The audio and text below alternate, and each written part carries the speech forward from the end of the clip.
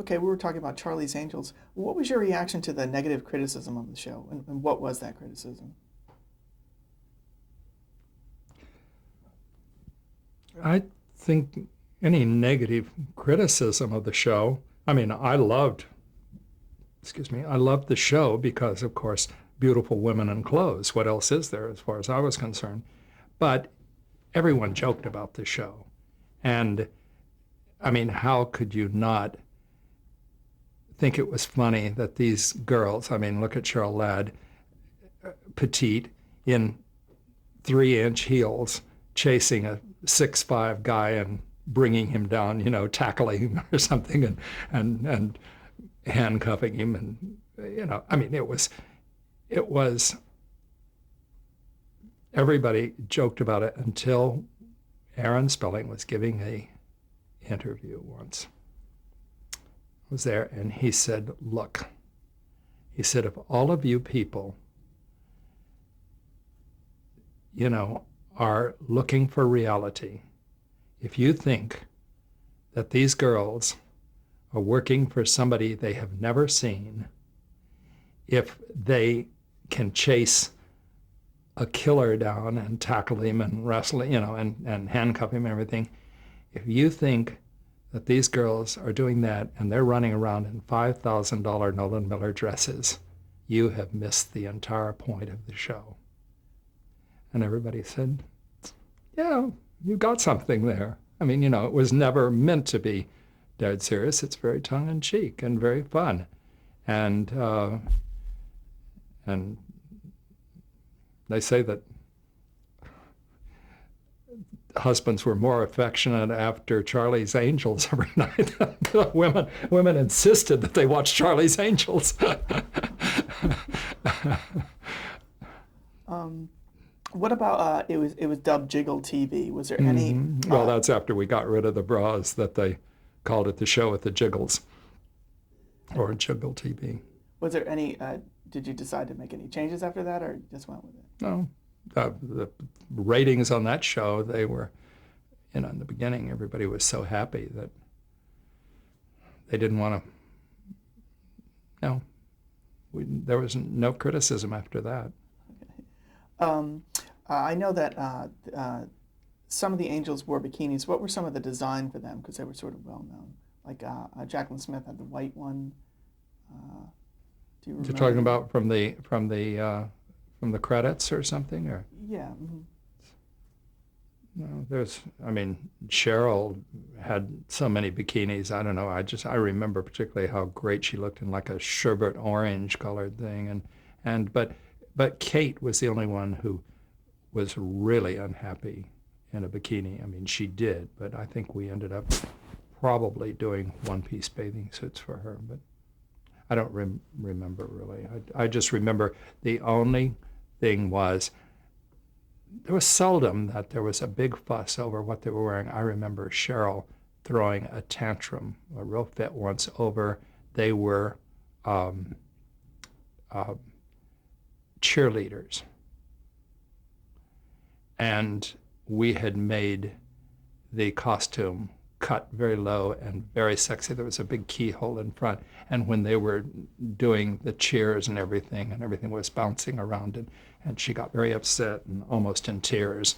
And she said, "Is this, our tits, what depends on the ratings on this show?" And she was in a fit about it because she felt that they were being exploited with the cut of the costumes and the bathing suits and everything. And so that's the one time I remember her really getting upset. And she would say, if there's a reason to wear a bikini, okay. If we're by a pool or we're at the beach or anything, once there was a thing on a yacht, I remember, and they were all in bikinis. And for a whole episode, I mean, not just a shot, but a long time, they were having to act and crawl around and everything in a bikini. So they were good sports most of the time. Who did the hair and the makeup? Were you involved Oh, collaborating? Jesus. No, they each had their own hairdresser. You should have Barbara Stanwyck's quotes from there. when she did Tony's Boys on the show. It was so funny because they all had their hairdressers and they were ready to shoot, and all three of them would that'd be ready to shoot. All three of them would lean over and brush their hair this way, and then they'd throw their hair back, and then the hairdresser, there would be a cloud of hairspray. They would spray like hell, and their hair would all be fluffed out. And then they would shoot the scene. Stanwyck used to say she had forgotten her lines by the time they got their hair done. But and then so when they were ready to shoot, the set was just inundated with hairdressers and makeup people checking their lipstick and their everything and combing their hair. So. Were you on a set for emergencies and things like that on the show? Oh, usually, I mean, I've never stayed on the set. It's pretty boring. I would usually go on the set when they were wearing new costumes or something that hadn't been used before, and when everything was set after they did their first take, I knew it was in stone then, and I would leave. Did you do anything special for Farrah Fawcett when she made those guest appearances after the first? No, we probably spent more money on her. Mm-hmm. She was like Farrah in Charlie's Angels. She got the lion's share of the money on her clothes, and simply because we went to very expensive stores for her things, all from Paris and everything, or whatever I made was very expensive for her.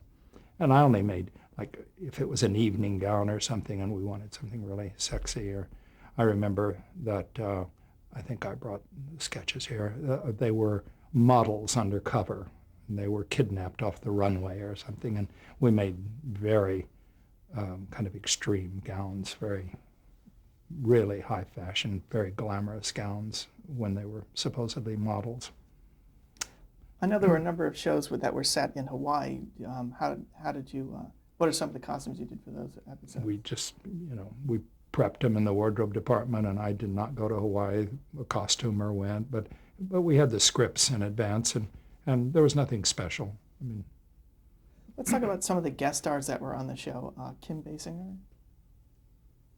Mm-hmm.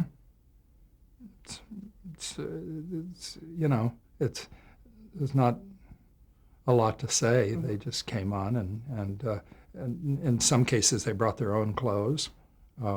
Studio had a right to ask them when it was modern dress to bring their own clothes, and then they'd bring something in, and if we didn't like it, we didn't think it was right, we would dress them out of the wardrobe. But we didn't spend very much money on guest stars. We'd spent the money on the girls. I'll mention a few more names. Do you remember Ida Lupino being on the show? Mm-hmm. Sure. It's. I think at that point, she was not easy to work with. I think she couldn't remember her lines and everything because everyone kind of talked about it. But nothing special. How about Sammy Davis Jr.? Well, he was.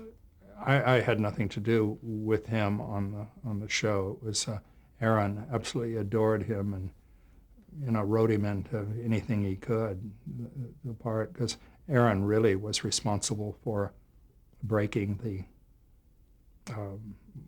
color code or whatever you would call it when he was doing Zane Grey Theater, I think it was. He wrote a show for Sammy to star in, and they had never had a black star in a show before, and Aaron wrote a Civil War story about a platoon of black soldiers or something for Sammy, and Sammy was always very grateful to him, and they were great friends. They were very good friends. Aaron just adored him. So that's why he was on Charlie's Angels? Sure. I never knew why or anything. I had nothing to do with him. I'm sure he must have brought his own clothes and everything. Can you talk about the fashions of the time and how they appeared on the show? Like we had discussed the Mod Squad, how the fashions of the 60s were there. How about the fashions of the 70s here? What were the kinds of things that you would see? Disco era things, what kinds of things? Well, the kind of clothes that we used on Charlie's Angels, except for, Farrah really had the most kind of avant-garde kind of clothes. Jacqueline, as I said before, is very classic, and she I mean, she wore a little bit of everything, but she was really happy and looked very good in gabardine pants and silk shirts and that kind of thing. I don't remember Jacqueline ever having anything, particularly extreme. The only thing I was ever concerned about is just they all looked good and they were all happy and were comfortable enough to work in. And Kate Jackson, she never wanted to. We used to do like 3 or 4 outfits and hang them in her trailer. They would alter them and everything and hang them in her trailer. And she would decide what she wanted to wear. You couldn't get her to come to wardrobe. You couldn't get her to go over the script and decide. And in fact, that was the reason that I left on Charlie's Angels, because I just couldn't deal with her. So then Jacqueline and Cheryl, they wanted me to stay. So I stayed to do all of their clothes, and we had the wardrobe girl who had become very good friends with Kate to do Kate's clothes. And then Kate Jackson eventually left. Well, she was very unhappy with the show, and everybody got very unhappy with her. So it was kind of a mutual thing that she would leave the show. Can you talk about Tony's Boys, what that was? Tony's Boys was a pilot, a spinoff. It was one of the episodes of Charlie's Angels.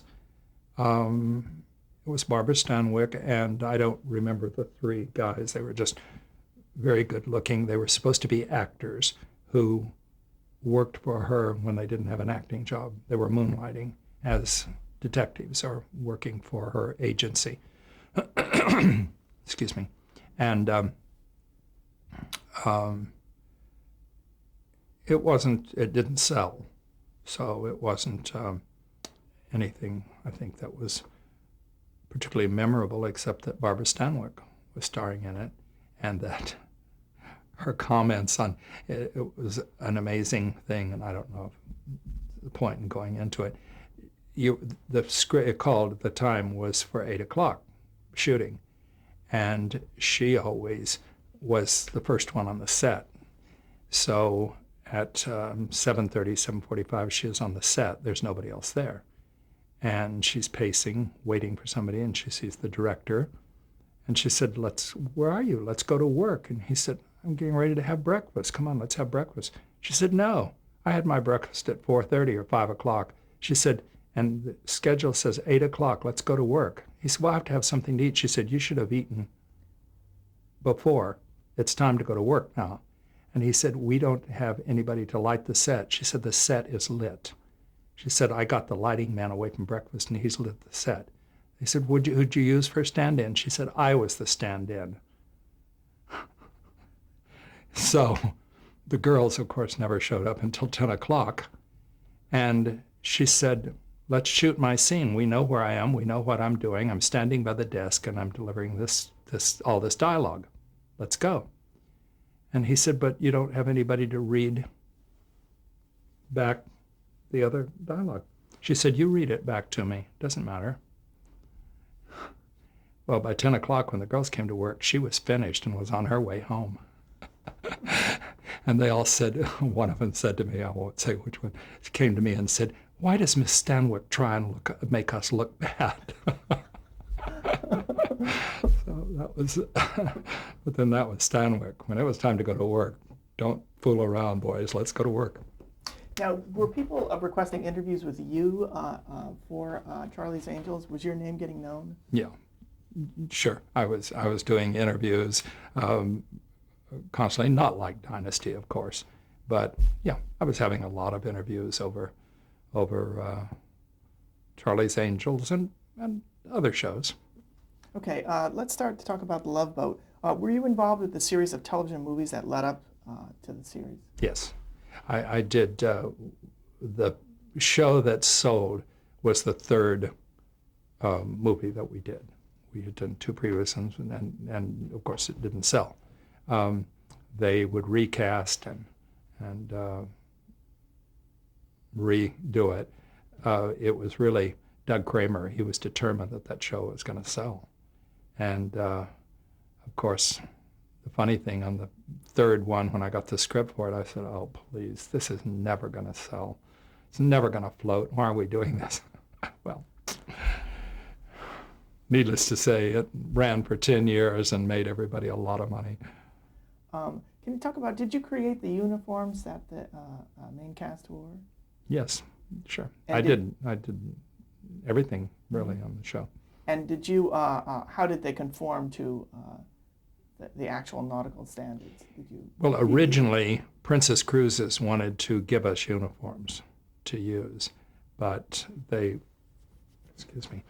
were not fitting well. They weren't, so we just decided to do our own version, because the one thing Aaron and Doug Kramer both insisted that everybody look great.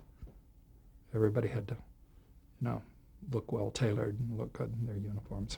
And how did you get the guest stars for the Love Boat? What was the attraction to them? Casting did that. I think they were all, and it was a very short time until it became so popular, and guest stars would call and say they'd love to do Love Boat, because there were not a lot of shows for some of those people hadn't worked in quite a long time and probably didn't work again. So they were all very eager to do Love Boat. It was a very popular show, and it was a show where we had probably 5 guest stars every week, and it was a very pleasant, fun show to do. It was everybody had a great time on it. But Aaron was so detailed that the night before they started actually shooting, Lauren Tweez, when they shot the pilot, nobody was happy with how she looked. Well, I mean, they had hired her from behind the counter of the restaurant she worked in, and she'd never even worn high heels. I mean, my fitter was trying to teach her how to walk in a chiffon gown with heels. I think she had spent her whole life in jeans and Adidas or something, and so she really was completely out of her element. I think they thought she had a June Allison quality about her, very girl next door, that they found appealing. The night before, which I believe was a Sunday night, and we were starting to shoot on Monday, I was at dinner, and Aaron called me at the bistro or the Bistro Garden or something. We were going to redo her look, and Candy got a hairdresser to come and open up his salon, very well-known hairdresser on Camden, no, on Cannon. And we were there at 10 o'clock at night redoing Laura, cutting her hair, changing the color, working her over. Aaron was there. We were all there redoing her for the next day. And, it went through a lot of. Did she eventually get used to wearing those clothes? I don't think so. I don't think so. She, unfortunately, was so young and so foolish that she, loused up an incredible opportunity, because she was a very bad girl. She started running around with people that were influencing her, and things that were interfering with work, and so they had to replace her after 3 years or something. She was replaced, which was unfortunate, because she knows now, I mean, how foolish she was and how ridiculous, but it, you can't go back. Okay. Let's talk about some of the guest stars that were on the series that you worked with that were memorable for you, such as Louise Reiner. I worked with her twice. She was amazing. She was sweet. She's like a little bird. She's cute, wonderful, little doll-like thing. You can't believe that she was ever a major star that won 2 Academy Awards. But she told me she hated Louis B. Mayer, and they were trying to run her life for her, so she just quit and went to Switzerland or wherever. She was only coming back to Beverly Hills because her daughter lives there. And Doug Kramer knew her from Europe or something and persuaded her to do the show. Ginger Rogers. Ginger, I'd known her for a number of years because I did Harlow with her. So I was always thrilled to work with Ginger. She wore clothes very well. If you could do something with all that hair, I probably am the only person that talked her into wearing her hair pulled back tight in a chignon or a French twist. You know, she loved having all that bushy hair, but she was great to work with. She was very sweet, very nice, very professional. Ethel Merman. Ethel Merman was hysterical. They should have been shooting backstage off camera with Ethel Merman, Carol Channing, and Ann Miller. The three of them together was a comedy routine, with Ethel Merman threatening to get the hammer and break Ann Miller's hair. And I mean, this just went on and on and on. And Ethel Merman kept pulling Carol Channing's wig off. And I mean, it was the funniest time I ever had on a show, I think, maybe other than Mr. Mom or something. But Mr. Mom, they had to stop shooting because when in the market, when he lost the kids, everybody, the crew would get so hysterical that the director would finally say, okay, let's just all calm down, and we'd stop for a little while. But this was just so funny with them on. I think you were telling me about a practical joke that was played on Carol Channing. Well, Ethel Merman, Carol Channing had was it about the robe and everything, her robe with the hood? I've forgotten, because Carol Channing, Ethel Merman just taunted her constantly. We were on the set, and Carol Channing had on a terry cloth robe with a hood on it, and she didn't have her wig on, and she had about 10 hairs twisted into a knot the size of a walnut on top of her head.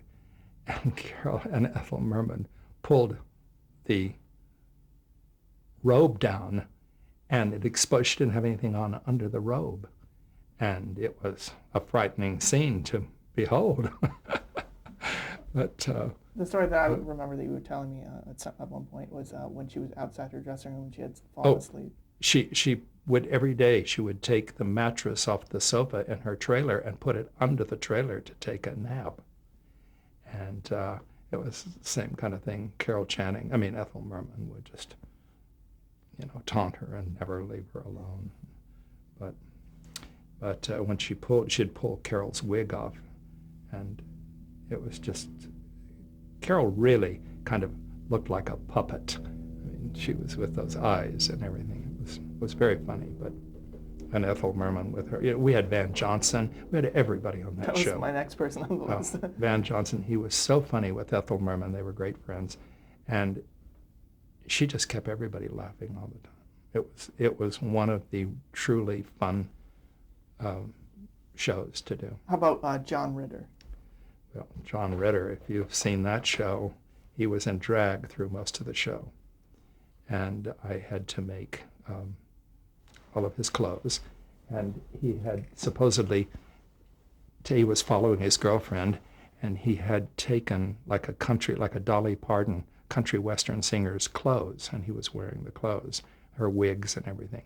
So he was like a 6-foot-tall Dolly Parton in great, huge pink polka dot chiffon dresses and all these outrageous things. And he was so adorable and so funny in drag. And I had to buy him some high heels, and he wore a size 10. And I went out to buy him to a large store where they had large stores. And I said I needed size 10, and the man said, "Do you want to try them on?" I said, "No, I don't, thank you." He said, "It's okay, go ahead, you can try them on. You don't have to be embarrassed." I said, "They're for a show, they're not for me." He said, "You can try them on if you want to." Never mind. But anyway, in the fitting room, when we were fitting John Ritter, he was great in the heels and the whole thing. And Barbara Stanwyck came in the middle of one of his fittings. He was so embarrassed. He got behind the door and didn't want her to come into the dressing room.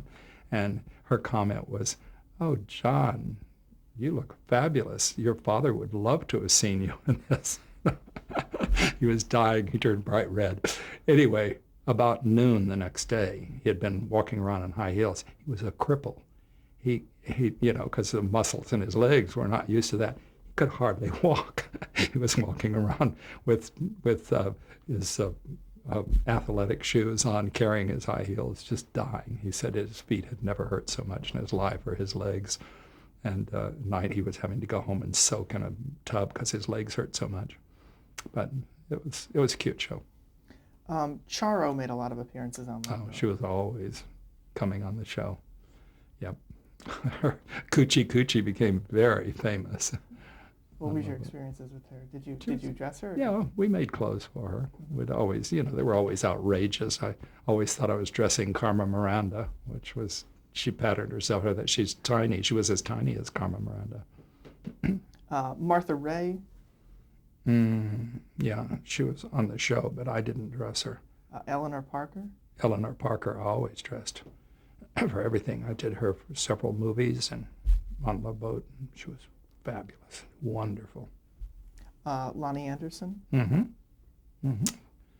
Made beautiful clothes for her, both in some movies and on Love Boat. Do you remember Tom Hanks being on the show? Yeah, but he wasn't. I think he had been doing a television show, I think, at that point, where he was and his roommate disguised themselves as women, something, but it wasn't any, it didn't create a stir. Okay. How It wasn't about that well Greer known. Garson? Greer Garson, I dressed. I knew her already socially and everything, so it was wonderful having her on the show. Tori Spelling. No, since Tori is practically like my child, I brought her home from the hospital. It was it was naturally I was going to make whatever Tori wore. Can you talk a little bit about Well, I think we ended up shopping for her clothes because she liked, she wanted them to hit Melrose. She wanted such trendy, fun kind of things that she loved all those little shops. She loved going shopping, and I think probably, I don't remember now, but I'm sure that Tori went shopping for her clothes or with the wardrobe girl. Do you remember an episode that a bunch of designers appeared on? Bob Mackie and Geoffrey Bean and Halston. Do you remember that? We had Geoffrey Bean, Halston, Bob Mackie, and Gloria Vanderbilt were all on. And the script was that somebody on the show had their collection, and their collection somehow got ruined.